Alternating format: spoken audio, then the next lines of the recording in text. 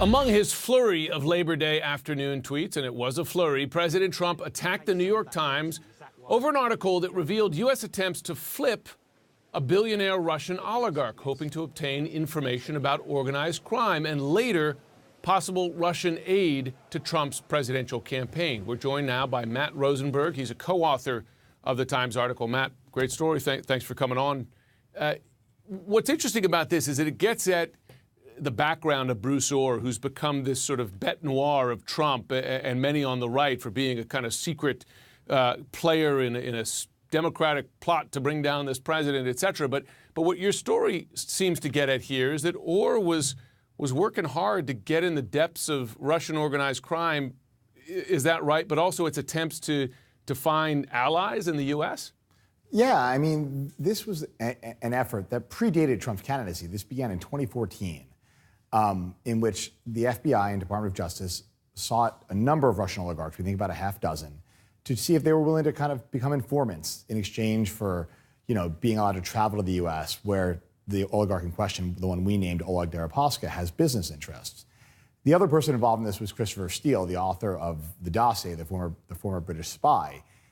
He had known Ohr since 2007, when he was still a British spy. They had met. They both had a long professional interest in Russian organized crime. And when the FBI and Department of Justice began this initiative in 2014, they used Steele as an intermediary. And so rather than Steele and Ohr somehow plotting to get the dossier to the FBI, what we found is that, fast forward now to the summer of 2016, in July, Steele's passing through D.C. He has breakfast with Ohr. Over breakfast, Ohr, who's an old friend, says, "What are you working on?" He tells him about the dossier. But Steele was, the dossier got to the FBI through other means. Steele had gone to a different FBI agent about it. There was no great plot here, we found. What there was a sanctioned U.S. government effort to go and try new sources of information about Russian organized crime and Russian intelligence.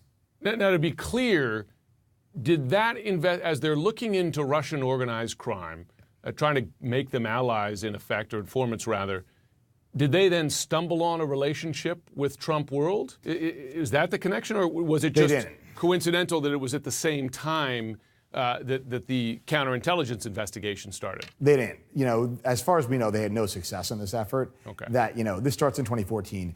We know in the summer of 2016, separately, FBI counterintelligence began investigating possible links between Russia and the Trump campaign. And then in the fall of 2016, FBI agents went to one of the oligarchs, Oleg Deripaska. He was in New York at the time, and asked him about whether his former business partner, who was Paul Manafort, served as a link between the Kremlin and the Trump campaign. But it didn't start out as a kind of attempt to find dirt on Trump. It later kind of grew out of an FBI investigation that was starting separately.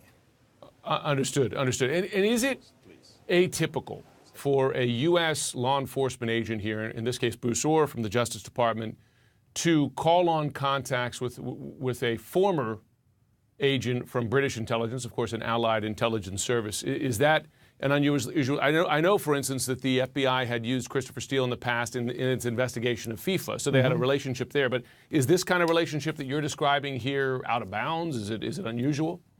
We've had no indication it is. They weren't asking Steele to do anything illegal or anything that the U.S. somehow couldn't do. They were simply trying to find people they knew they could rely on, who had contacts to some of these men they were trying to cultivate, and to serve as a bridge. That's not unusual in the intelligence world, All kinds of intermediaries are used. Well, it seems that President Trump might have been watching you on CNN earlier today. Imagine that. He responded to your reporting by tweeting the following, we're quoting here, "According to the failing New York Times, the FBI started a major effort to flip Putin loyalists in 2014 to 2016. Quoting here, "It wasn't about Trump. He wasn't even close to a candidate yet. Rigged witch hunt."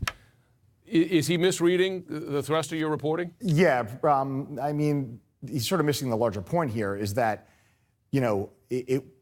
what we found is this was not part of any witch hunt. This was part of a legitimate effort to kind of cultivate a new source or new source of information. And he kind of left out the second part of what I said, which is that it did eventually turn to Trump after an entirely separate FBI investigation had begun. Understood. All right, Matt Rosenberg, thanks very much for helping us understand. Thank you.